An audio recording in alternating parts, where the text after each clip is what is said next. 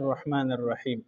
یو ملګری تپوس کړی دی چې بعض اوقات په کور کې یا په اجره کې مار یا لړم روزي یا نور داسې حشرات الارض د ځمکې واړه واړه حیوانات روزي چې انسان ته تکلیف رسوي جانی یا مالی. نو داسې حیوانات وجل قتل کول شرعاً جایز دی او که نه؟ بعض حیوانات خلقتاً پیدایشي تکلیف رساوي انسان ته تکلیف ورکوي چیچیه، او بعض حیوانات داسې وي چې هغه پیدایشي تکلیف رسا نه انسان ته تکلیف نه رسي، کله چې انسان اوچیړي یا اسې ولا غزار ورکوي نو هغوی ولا بیا تکلیف ورکوي. نو کم حیوانات چې پیدایشي تکلیف رسا دي یعنی مار شو، لړم شو، یا د دې په ځای نور داسې حیوانات چې انسان وویني نو ټک ورکوي، نو دا بالکل قتل کول جایز دی. رسول الله صلی الله علیه وسلم فرمایلی دی من قتل حیتا فله 7 حسنات.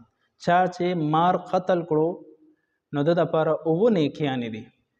ومن قتل وزغا فله حسنه، او چا چې چرمخکې مړه کړه نو د لپاره 1 نیکی ده.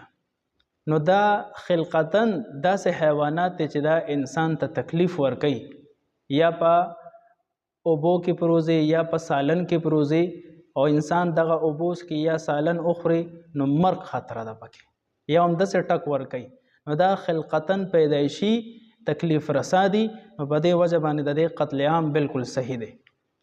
کم حیوانات چې پیدایشي تکلیف رسا نه دي د انسان په چیړلو سره بیا انسان ته تکلیف ورکوي، نو د دې قتلول دا خلاف اولا کار دی، نامناسب کار دی. البته کو چرته داسې حیوانات مثلا میږي دي ډیر زیات یا ملخان دي چې انسان ته تکلیف وررسي جانی یا مالی، هر قسم تکلیف چې وررسي، نو د تکلیف په صورت کې بیا دا قتل کول بالکل جایز دی، هیڅ قسم گناه پکې نشته. او کو انسان ته تکلیف نه ورکي نو بیا قتل کول یو نامناسب کار دی، بیا ته ځان ساتل پکار دی.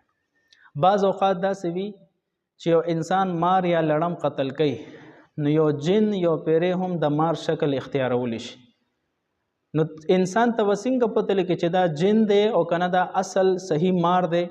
نو دې لپاره نبی کریم صلی الله علیه وسلم مونږ ته یو طریقه ښودلې ده، فاذا رأیتم احدا منهم فحذروه 3 مرات.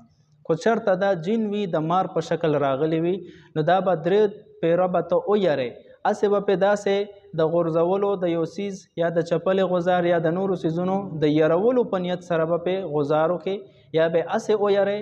کو چرته دا جن وي نو دا به خامخا بیا ځي، او کله نړو د یرولو نه پس هم نو پته ولګېده چې دا صحیح مار دی، نو د هغې نه پس ثم ان بدا لکم بعد ان تقتلوه فاقتلوه بعد 3. د 3 پیره یرولو نه پس ته بیا دا قتل کولی شي، پته ولګېده چې دا جن نه دی دا مار دی.